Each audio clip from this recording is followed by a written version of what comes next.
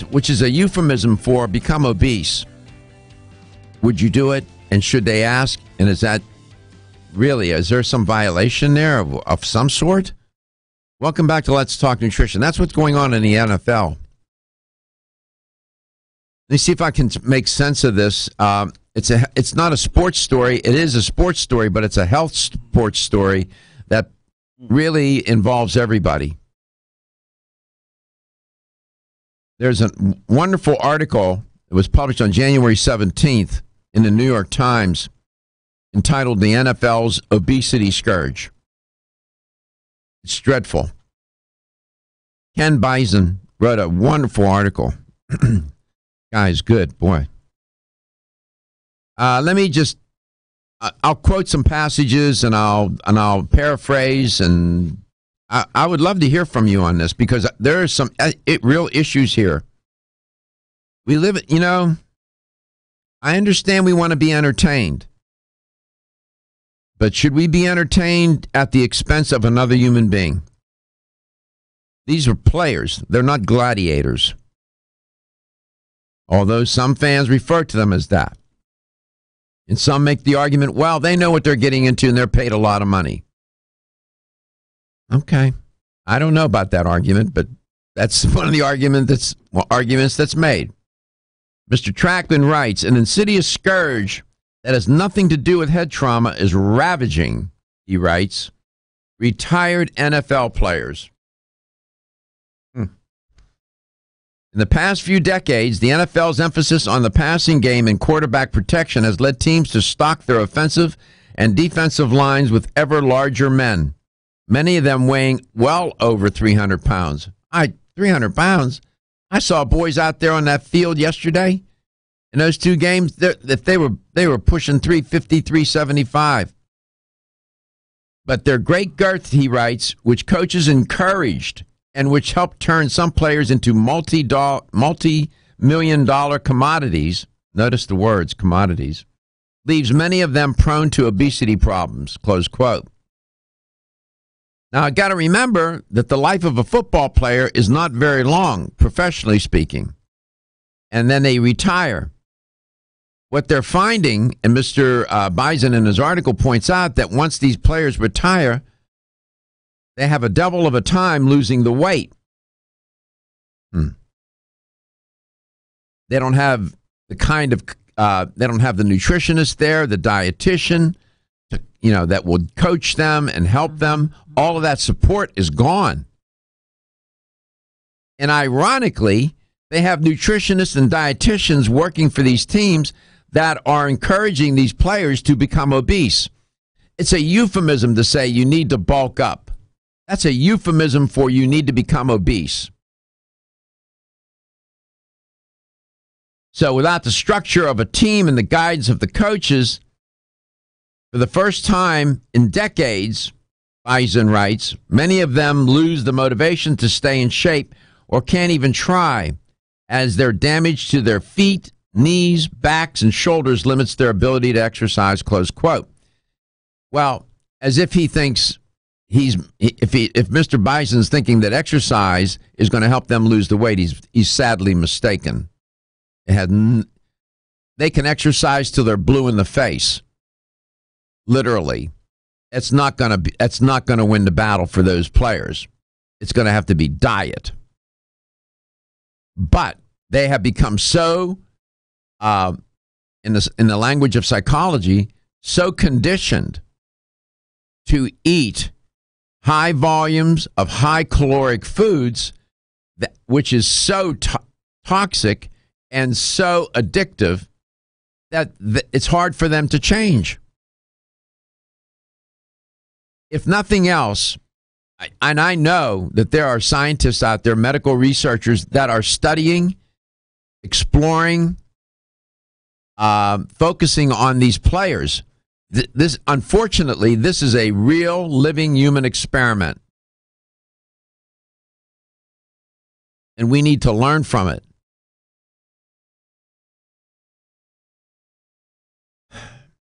He said there is a big reason that former linemen, compared with other football players in the general population, have higher rates of hypertension, obesity, and sleep apnea. which can lead to chronic fatigue, poor diet, and even death. Henry Buchwald, a specialist in bariatric surgery at the University of Minnesota, says linemen are bigger, and in today's world, rightly or wrongly, they are told to bulk up, close quote. I'm telling you, using that language, bulk up, calling the lineman by the number 70, you need to bulk up. Yeah. Why don't you just tell them the truth? You need to become obese, because that's technically what they are, and some bordering on morbidly obese. Many linemen say they were encouraged by their high school and college coaches to gain weight, to win scholarships, and to be drafted by the NFL. Mr. Bison writes, where a lot of players were required to become even bigger. In some cases, players were converted from tight ends to down linemen and needed extra weight to play the new position. Coaches often leave it up to the players to decide how to gain weight. Yeah. Have you ever been to one of these the NFL facilities, and when they feed them and you see the food? Gary knows. Yes. New Orleans Saints, actually. The New Orleans Saints and the Atlanta Falcons. They lost yesterday, the Saints. I don't know. I don't know if this is right. I don't know. I just don't think it is. Don't be stressed out.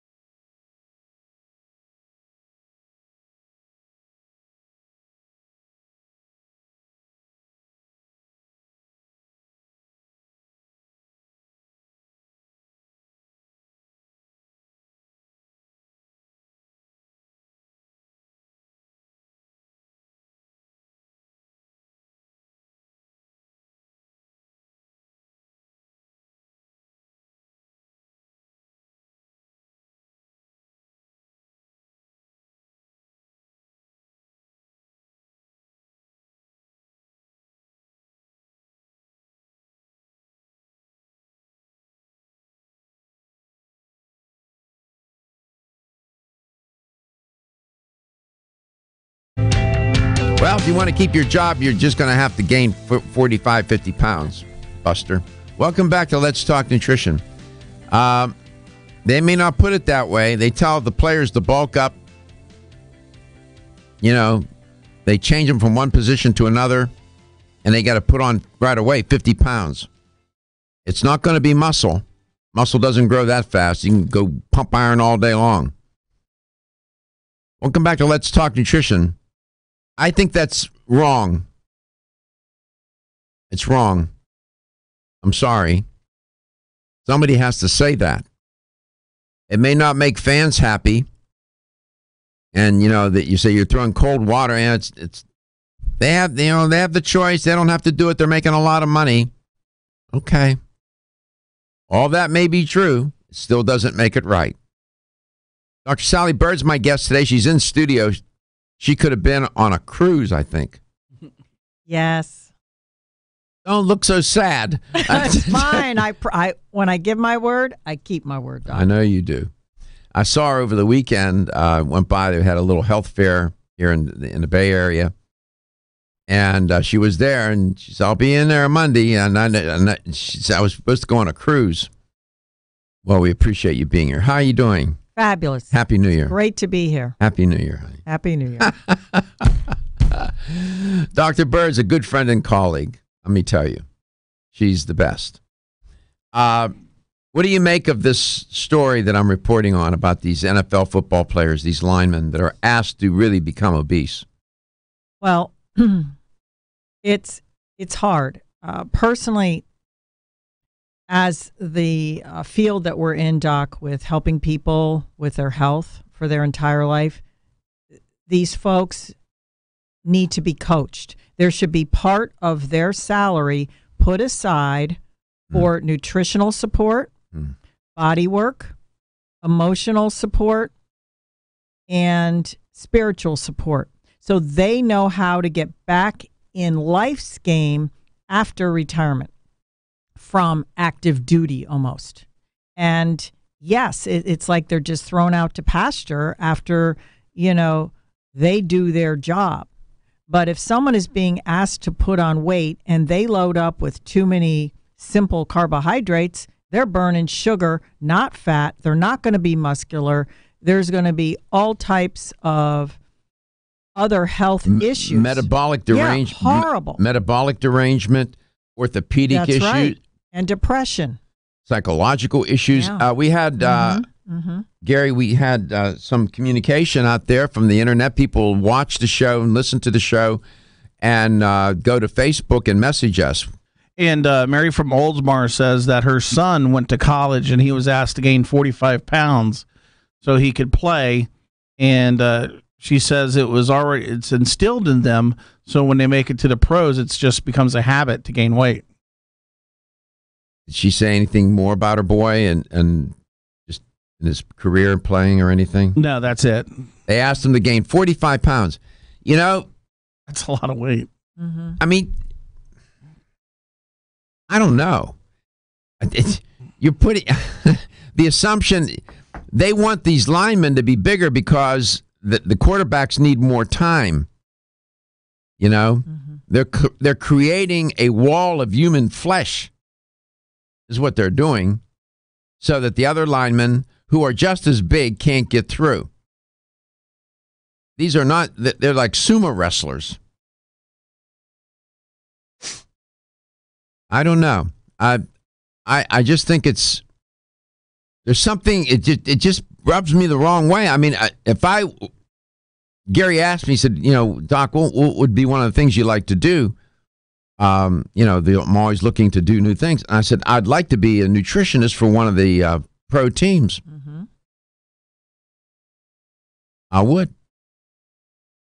Then I start to think about this, and then you become complicit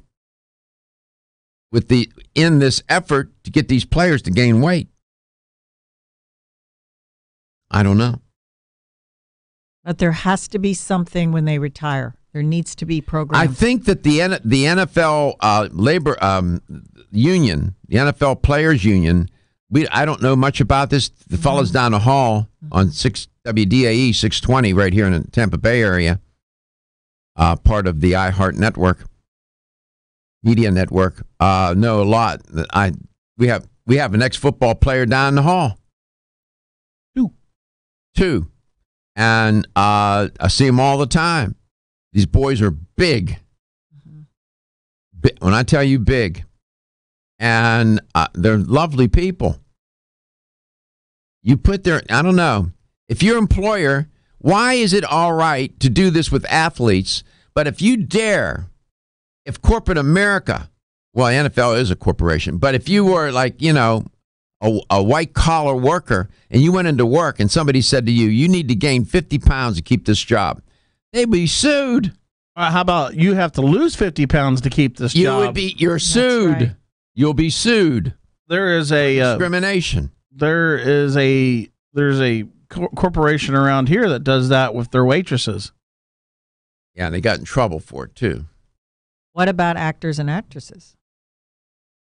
For a role that's usually a short. Yeah, because I just saw Michael Douglas the other day, and I don't know what movie it was, but it looked like he was pushing 2+. Mm-hmm. Wow. Yeah. And he had neck cancer. 877-897-8255, 877-897-TALK. I don't know. I just don't think it's right. I'll get off of it, but I wanted to share it with you, given that we're headed into Super Bowl. You got the New England Patriots and the Rams, LA Rams now, going after it. Take a notice, if you haven't, because we become inured to it, you know, and pay attention to those linemen. Look how big they are. They are huge. 350, 375. Wow. Again, 877-897-8255. Any breaking news from American Biotech Labs, Dr. Bird? Every day we get things coming in from day. American Biotech Labs of people being helped through major types of illnesses. And lately it's been a boon with the oral care products. Why? And, why is that? Because a lot of people, as they age, are having problems with their mouth. Talking too much? Too much? Well, besides that, but the periodontal health and gingivitis, and more people getting night guards and things in their mouth. So bacterial issues, and also these lozenges are flying off the shelf. The new lozenges. Here, hand it to me. I'll show them. There you go. This is the. These are great. Let me see here. Let me reach in my pocket. Yeah, got some in my pocket. Yeah, the lozenges have 1 teaspoon of silver, which is enough to kill salmonella and staph in one lozenge with 100% Manuka honey from New Zealand. And they taste great. They taste wonderful. We'll come back. We'll talk to Dr. Bird. Silver. It's better than gold. Feel tired, lethargic, or irritable?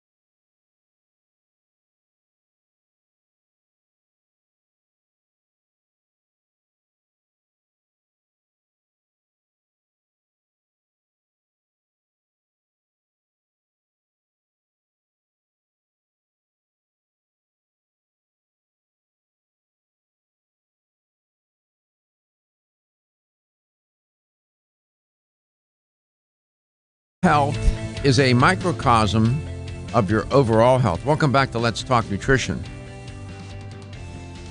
Many people don't understand that. You don't take care of your teeth and gums, you are going to have issues. Mm-hmm. Anything from heart disease to systemic inflammation to you name it. Welcome back to the show again, and the 2019 edition of LTN. Dr. We were just talking about Tracy Kreider. Oh my goodness, boy. Go on. Dr. Sally Bird is my guest. I like Dr. Kreider too. She's a nice lady. Used to be a regular guest on the show. We might get her back on. Dr. Bird was telling me that a dentist approached her over the weekend. We went to this health fair. I was in attendance with Dr. Bird. And what did he say to you? He was looking for products that were fluoride free. And when we were discussing the applications of what silver can do with neutralizing bacteria, viruses, inflammation in the gums, he was extremely interested, and he wants me to stop by after the show. Now, do you make this? You make a tooth gel? Yes. Right? Yes. Do you make a toothpaste? No, just it's in gel form. But can you brush your teeth with this? Yes, you can brush your teeth with it or use it as a post-step 2 product. Many people like whiteners in their oral care products, Doc, and this does not whiten teeth. It protects the gums. It takes bacteria off the tooth enamel. It helps with cavity prevention and all that. However, it's not a whitener. What about dry mouth? And dry mouth, because there's xylitol added in with the silver. So many people will use it for dry mouth and for all sorts of restoration of cellular tissue and reduction of periodontal pits to reducing inflammation in the gums. I mean, it's an amazing product.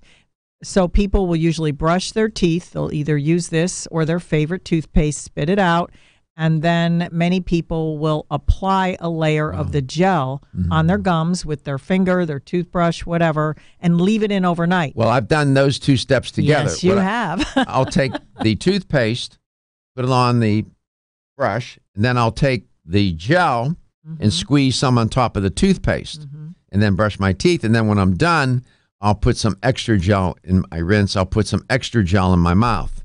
Yeah, and you leave it in, and people go, wow. You mean I leave this in all night? Yeah, you leave it in. And it works. It works. Would it? What about the notion of? I'm just thinking outside the box here a little bit. What about a mouthwash or a gargle, something like that, like a Listerine product with a silver in it? That would be a great idea. Currently, we just use the regular silver, and you can just swish it around your mouth for 30 seconds and then swallow it. It will work like a mouthwash because it kills bacteria, so it reduces odor in your breath and any of the sticky stuff, which we know them as biofilms, on your teeth. So you wake up with silky teeth, not sticky teeth. And bad breath. You know, it reduces all that. How romantic. I know. It's a great dating tool and marriage. It may save a marriage, 877-897-8255. 877-897-TALK. This is a wonderful product. Let me see here. Here it is. This is what it looks like in the box. The silver. That's the silver gel. And I don't have a large one of the tooth gel. I just have the little samples. I do in my locker. I'll go down. Doc carries it everywhere. I'll go down and check it. Let me see something here. I was looking for, now that we're talking about oral health, I came across a story about flossing. And the headline on the story was, I don't have a life, right? Eating takeout and flossing the teeth are routine tasks, it says in the article. However, a new study has found that they could be exposing people to potentially dangerous chemicals. What would flossing have to do, So there are per and polyfluoroalkyl. These are substances, PFAS, have become a part of human life. These are water and grease-proof substances. All right? And are present in a lot of products, from fast food containers and even in clothing. Humans also get exposed to them through contaminated water and even contaminated dust.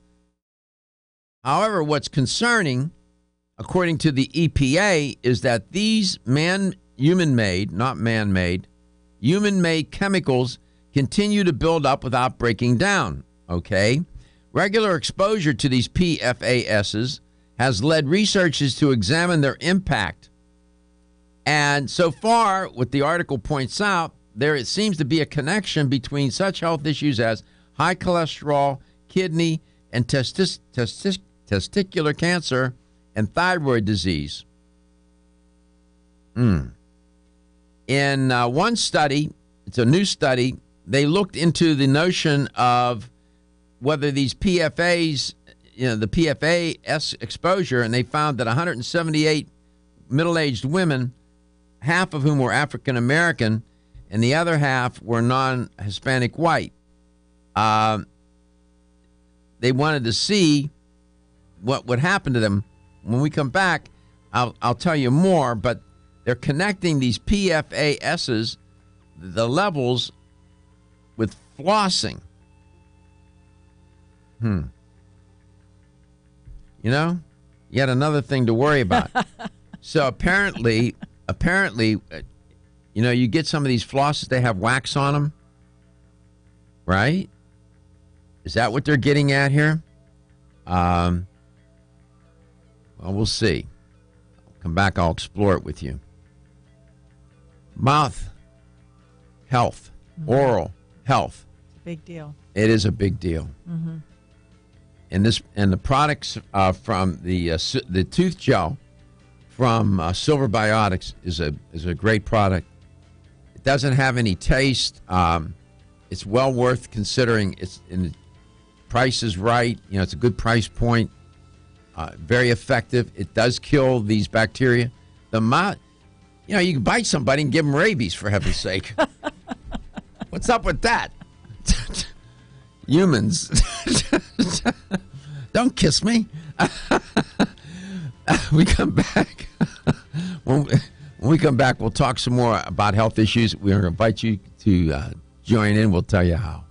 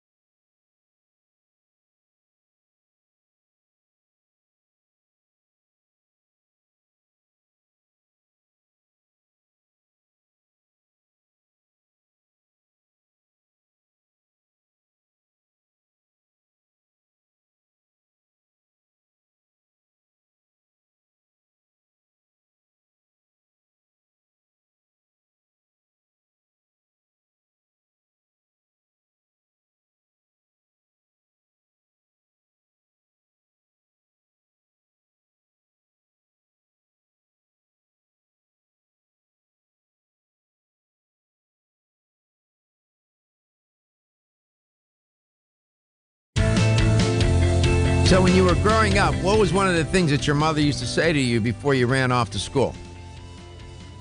Did you brush your teeth? That's right. Welcome back. Welcome to, I can still hear my mother saying that.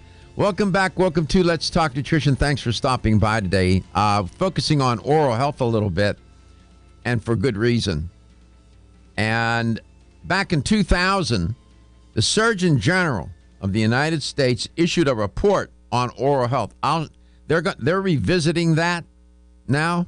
There might be some sort of update. I don't know what they're doing. I'll have to look and see. But I know about the 2000 report. I can share with you some of the things that the Surgeon General at the time commented on, reported. And Dr. Sally Bird is in studio with me, and I just can tell you straight out of the box that American Biotech's product, they make a product, it's called Tooth Gel. It's a Silver Biotics product. That's their brand. I'm holding it up. That Dr. Bird will tell you how to use it. In fact, she has an appointment today with the dentist. Not for cleaning and not for any care, but to educate the dentist on how to use this product. He met her at a health fair on Saturday, which I attended, and wants to know more about it. And from what I understand, more dentists are using it in their practice. And Dr. Bird will give you the 411 on this for those of you who need a 911 on it. It's a great product, Doc. It's the only tooth gel that you can actually swallow. It is safe to swallow. So most people will either just brush their teeth with it, spit out the residue, and leave the rest in. And many others who prefer their favorite brand of toothpaste or gel or tooth powder will use it as a step 2 process or a mouth mask. And you can apply it with your toothbrush or your finger or whatever applicator you choose. You could even coat your floss with it. And also add it inside a mouth guard, night guard, in your gums over braces, because it will sterilize and neutralize any bacteria that may be on the devices that you have to put in your mouth, because most people don't clean them well. Mm-hmm. And usually in about a week, you start to see improvement with maybe inflammation in your gums, or a mouth sore may have closed up. And usually within 4 to 6 weeks, periodontal pits, or those pockets, as the dentists like to use that term, are shrunk, sometimes up to 50% in just a few weeks. So many dentists now are looking for something that's fluoride-free, especially because they have a more educated patient. And patients don't want fluoride all the time because of the toxin effects now. And it's more in the news, and there's fluoride in water, and people are trying to get away from being over-fluoridated. So the tooth gel is really picking up in consumer interest, professional interest, and also many people are also using it as a consumable oral supplement for people that may suffer from ulcers or H. pylori.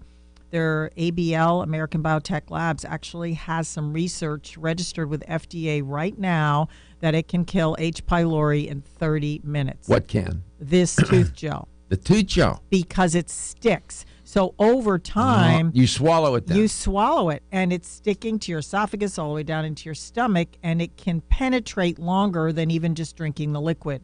Okay. Let's go to St. Petersburg, Florida. Joe, welcome to the show. It's great to have you on. Hey, Doc. Nice hearing your voice. Nice to hear yours. I just came out of the Vitamin Discount Center. I just picked up another box of the Silver Biotics. And what's nice about it is they give you a $1 coupon inside the box. Yeah, so that's a plus. Yeah, they're always figuring out ways to, help the consumer. You were shaking your head. Yeah, my question is this, like, I do use the gel toothbrush. I do brush my teeth with it. I wasn't leaving it in there. I don't know why, but now I'm going to do that. But what I do also is that I have the oregano spray. And what I do, and I really find it really helpful too, but I spray that in my mouth, and with my saliva, I keep it in my mouth and swallow it. I just want to make sure I'm not doing any harm or anything disjustice to the silver biotics by using the oregano spray oil. Am I doing anything wrong?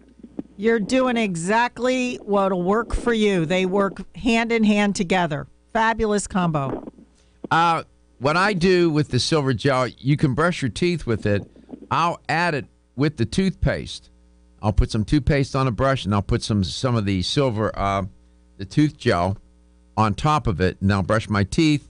And then what you can do after that, rinse it out, because, you're cleaning debris and everything. You don't want to swallow that. Then take it, and then you can swab your mouth with it and leave it in. That's a good thing to do. And there's no taste to it, as you well know. There's no taste to it. And now you're saying people that have H. pylori, Dr. Bird. Yeah, they're sucking it down like a supplement. So they're swallowing it. Quarter to a half of a teaspoon, a couple times a day. Do you floss your teeth, Joe? You know what? I do.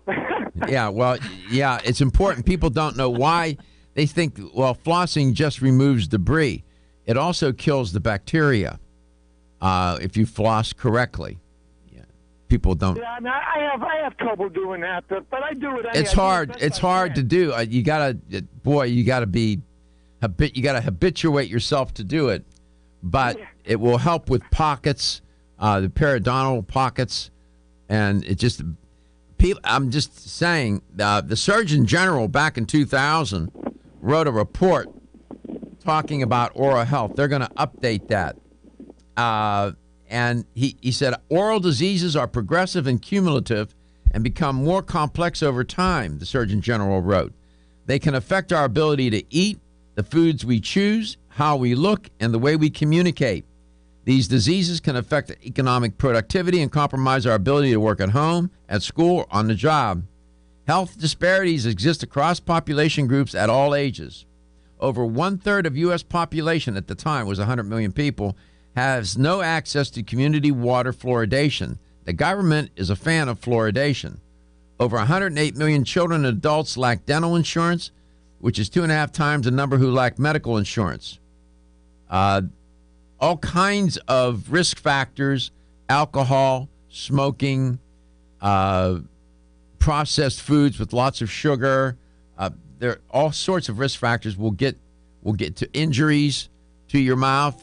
People don't take care of it. But your recommendation, apparently Dr. Bird likes it. Very nice. Very creative, Joe. All right, thank you, Doc. I appreciate it. Are you rubbing that in Are you rubbing that oil of oregano in your hair to get it to grow? No, I'm just kidding. No, that doesn't work. No, not that I tried it, but I don't think it's going to work. So I haven't tried it. All right, man. Let's see you later. 877-897-8255. 877-897-TALK. You're a fan of oil of oregano. Love oil of oregano. Yeah. You like Dr. Ingram, don't you? Yes, I do. He's a character, isn't he? He sure is. You know what I can count on with him when he comes on to this show? He has no filters. No, none. None. His mama didn't raise him, or he has no gene for filters. None. None. He just, whatever in his head, he says. Yeah, I've been posting some videos that he's been doing outside of eating the muck. That's what he's calling it. Eating the muck. Eating the muck. Well, he's a character. Like you can say whatever you want about him. He's passionate. Mm-hmm. He's authentic as they come. He's on. Listen, you're not going to find him toward the center of the cell. He's out on the edge of the cell. He's out on the perimeter. He's right up against the plasma membrane, boy. I'll tell you, he's trying to get out there. Yeah, we love him. I love him. He's good. 877-897-TALK. Call the show. Have some fun.